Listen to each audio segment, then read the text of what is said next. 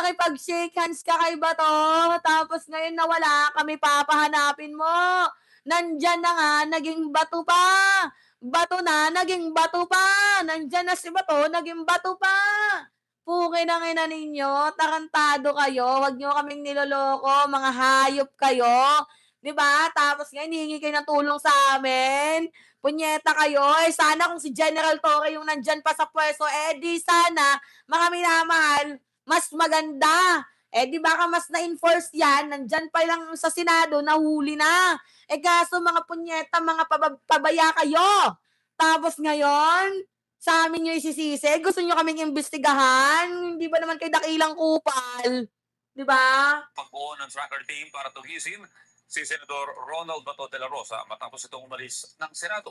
Matatanda ang nauna ng sinabi ng Department of Justice na natuturing na fugitive from justice si de la Rosa, kaya't ang presumption ng NBI ay may tuturing ding armado at delikado ang isang puganting katulad ng senador. Oo, delikado. Alam niyo kung bakit delikado? 2 million lang ang dineclared ni Bato. Wait lang, ipakita natin sa inyo yung record. 2 million lang yung dineclared niya sa kanyang mga mga armas. Pakita natin ha. Pakita lang muna natin 'to. Oh, yan. Breaking. Bato de la Rosa, 118 firearms are worth more than 20 million pesos. But in his SALN, he only declared as asset firearms worth 2.2 million pesos. Armed and dangerous na nga, unethical and liar pa. Resibo, nandyan sa ilalim. Sinabi ni Sus Palsis. Putragisan ka ba to? Wag mo kaming tinatarantado. Hindi kami mga pinanganak kahapon.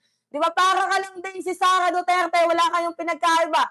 Meron pang bayad kay Kaufman na 150 million per month, pero ang dineclared sa SALN, 88 million lang. Tangina ninyo, gago, walang ganon.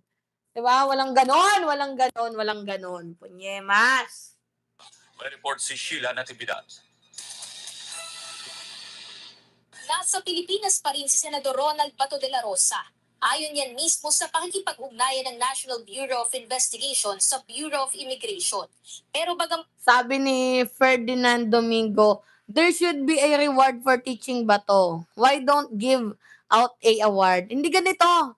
Kahit magbigay yan ng sandamakmak na libong award para pahanapin si Bato, hindi talaga makikita yan kung si Bato de la Rosa ay nagtatago sa bunker ni Kibuloy or doon sa Davao. At tanging pwedeng magturo lang kay Senator Bato de la Rosa, walang iba kundi yung kanyang abogado, si Senator Robin Padilla or si Alan Peter Cayetano. Kasi in the first place, sino yung tumawag kay Bato de la Rosa? Walang iba kundi si Cayetano. Para si Cayetano ma-elect bilang Senate President ng Bansang Pilipinas, kailangang lumabas ni Bato para bumoto na kailangang ma-elect si Bato de la Rosa. Lumabas si Bato nang nagkagulo sa Senado. So meaning ang may contact dyan si Alan Peter Cayetano. Nagawa nga nilang palabasin si Bato, kaya din nilang paalisin. 'Di ba? Papasukin, palabasin, kaya nilang gawin 'yon. Ngunit walang ginagawa ngayon si Cayetano dahil nag-e-enjoy siya sa kanyang posisyong hinahawakan. Sabi ni Chris Rosmave, the INC is hiding it. Posible, according kay Pebbles Talakera, na yung INC posibleng nag-hardboard kay Senator Ronald Bato de la Rosa. But I can't confirm or deny it. But according kay Pebbles Talakera, the INC is involved in hiding Senator Ronald Bato de la Rosa. But anyway, yung mga sinasabing chismis na si Bato de la Rosa ay nandoon sa New York, tangina, walang ganon. Wala si Bato sa New York. Nandito lang siya sa Pilipinas. Nandito lang sa Pilipinas si Bato, nagtatago sa bunker ni Kibuloy or baka doon sa pinagtataguan ni Bantag or sa kung ano pa mang pwedeng taguan dito sa bansang Pilipinas. Okay, continue tayo. Wala pang record ang senador ng paglabas ng bansa. Siniguro na ni NBI Director Melvin Matibag na mayroon ng tracking team para hanapin ang kinaroroonan ni Bato at buti pa yung NBI, nagtatrabaho. Kamusta na yung Napolcom? Sige nga, buti pa ang NBI nagtatrabaho. Pero yung Napolcom, wala. Di ba kaya nga sabi ko parang napaka-unfair, napaka-tarantado, napaka-kupal. Di ba mga minamahal? Yung NBI nagtatrabaho pero yung PNP walang ganon. Hindi po pwede yon. Anong kamangmangan kaek-ekan kaeklabusan tong ginagawa ninyo na parang bata kaming pinapaikot ninyo na hindi naman dapat.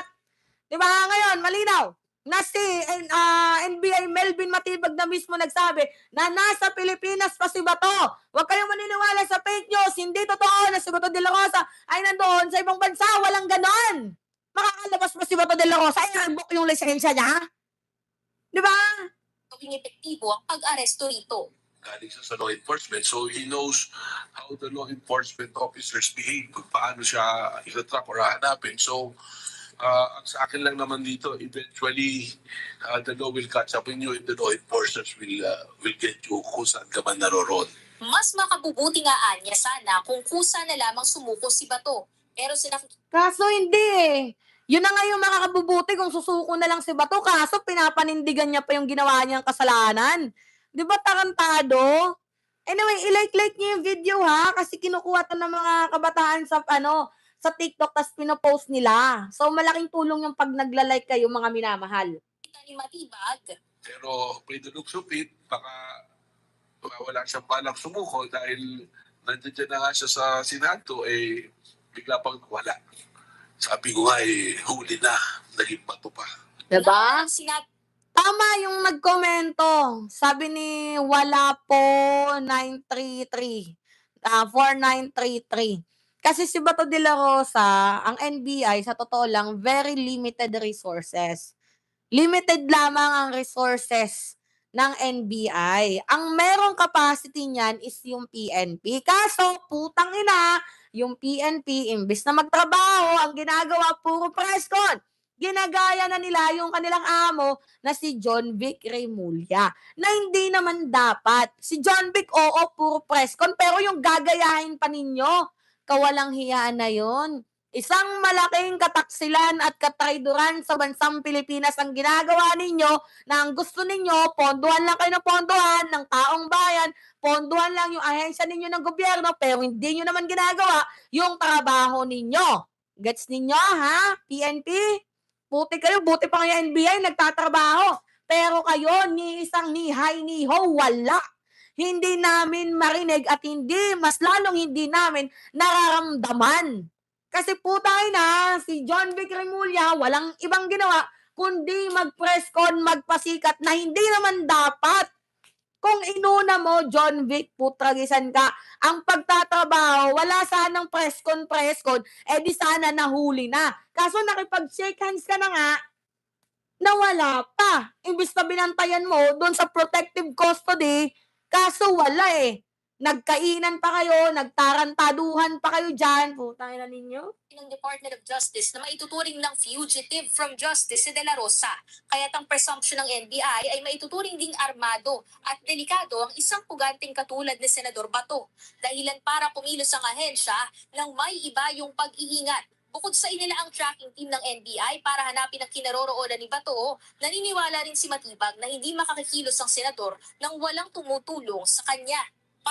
Madaming tumutulong. Nangunguna na nga si Robin na dapat, tama, red alert na si Robin ngayon ng ICC. And syempre, yung mga Duterte, halata naman, and then si Alan Peter Cayetano, yung kanyang mga abogado, alangan naman ituro nila si Bato, hindi nila gagawin yon.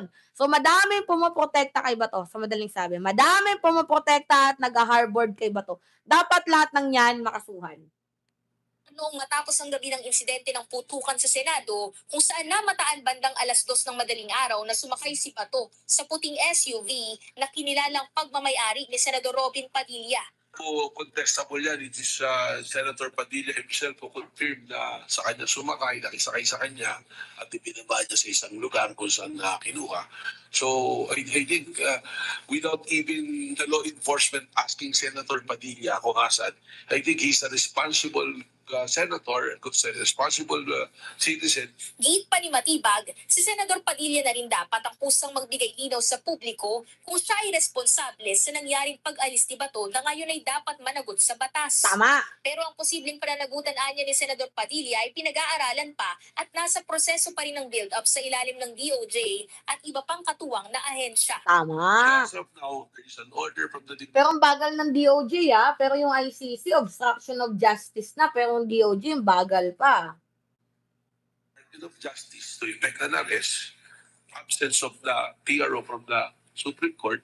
Samantala, malinaw na nakasaad sa saligang batas na may kahaharaping kaso ang sino mang mapatutunayang tumulong magtago ng isang pugante mula sa batas. Tama. Mababasa sa Presidential Decree 1829 o Obstruction of Justice ang pagpapataw ng parusa sa sino mang individual na sinasadyang humadlang, nagtatago o nagbibigay ng tulong upang maiwasan ng paghuli, pag-iimbestiga o pag-uusig ng isang akusado. Tama. Kung may public official naman na mapatutunayang sangkot sa ganitong pagkilos, maaari silang panagutin sa ilalim ng parehong batas, depende sa bigat ng kanilang pagkakasala at aktibong partisipasyon. Sa Tama. ilalim ng konstitusyon, ang mga senador ay may limitadong parliamentary immunity lamang sa ilang sitwasyon, subalit hindi ito sumasaklaw sa mga krimen na may malubhang kaparusahan. Kung ang isang kaso ay may parusang lagpas sa 6 na taong pagkakabilanggo, ang isang senador ay maaaring arestuhin katulad ng sino mang mamamayan, depende sa umiiral na warrant at proseso ng batas. I encourage the public, it is the duty of every Filipino citizen na kung may nakita kayong isang pugante, the likes of Senator Bato, to report it to the law enforcement agency. Sheila Natividad, para sa Walang normal na Pilipinong magre-report dyan. Diyos ko. Wala. Ang pwede lang mag-report dyan yung mga kaalyado ni Bato. Mga hayop kayo. Pinukupal nyo kami. Diba? Russia, China, America is dismantling the ICC. The Philippines worshipping. No! We are not worshipping the ICC. We are, tawag dito? Truth. Fairness. Hindi namin sinasamba ang ICC. Nandito tayo kasi kailangan natin ng tulong ng ICC, hindi para sila sambahin. Kasi madaming ginawang pagpatay si Bato de la Rosa kasama si former President Rodrigo Roa Duterte. Anyway, mga minamahal, meron pa pala akong lakad. I-comment na lang ninyo yung pangalan ninyo, like and share.